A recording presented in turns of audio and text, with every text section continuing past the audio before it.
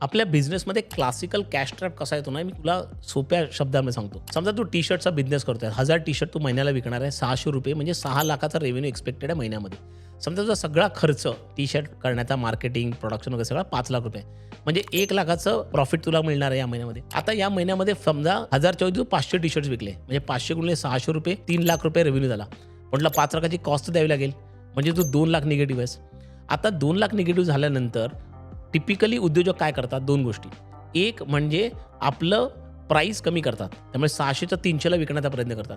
त्याच्यामुळे पूर्ण मार्केटमध्ये त्यांचं पोस्ट परचेस रिझोनन्स होऊन जातं, की बाकीच्या लोकांना वाटतं, अरे मी 600ला विकत घेतला, आता 400ला अवेलेबल आहे, म्हणजे मग आपण उगाचच जास्त पैसे दिले. म्हणजे तुम्ही पूर्ण तुमचं प्रॉडक्ट डिमीन करून टाकलं. दुसरं काय करतात ते मार्केटिंग स्पेंड वाढवतात, की ₹50,000 एक्स्ट्रा स्पेंड करून जर का आपण आणखीन कस्टमर आणू शकलो. पण जे कस्टमर तुम्हाला मुळातच रेफर करत नाहीत किंवा जे कस्टमर तुम्हाला रिपीट करत नाहीत, त्याच्यामुळे तुमचं प्रॉडक्ट एस्टॅब्लिश झाले नाही आहे, ते एक्स्ट्रा मार्केटिंग करून सुद्धा तुम्हाला ॲडिशनल कस्टमर येत नाही. म्हणजे मग तुम्ही आणखीन कॅश स्पेंड केलीत आणि आणखीन त्या ट्रॅपमध्ये घुसत जाता. अशा पद्धतीने तुम्ही त्या स्पायरल बाउंडमध्ये पडल्यानंतर अल्टिमेटली तुम्ही त्याच्यातनं बाहेर येणं फार मुश्किल होऊन जातं. म्हणून 3-4 गोष्टी अत्यंत महत्त्वाच्या आहेत. डिमांड फोरकास्ट बरोबर करताय की नाही, तुमचं प्रॉडक्टची प्राईस एस्टॅब्लिश झाली आहे की नाही, तुमचा कस्टमर सेगमेंट कोण आहे तो एस्टॅब्लिश झाला आहे की नाही. चौथी गोष्ट म्हणजे तुमचं रिपीट होत आहे का, तुमचं रेकमेंड होत आहे का, या प्रकारचं तुमचं तयार झालं आहे का मार्केटमध्ये तुमच्या प्रॉडक्टची व्हॅल्यू.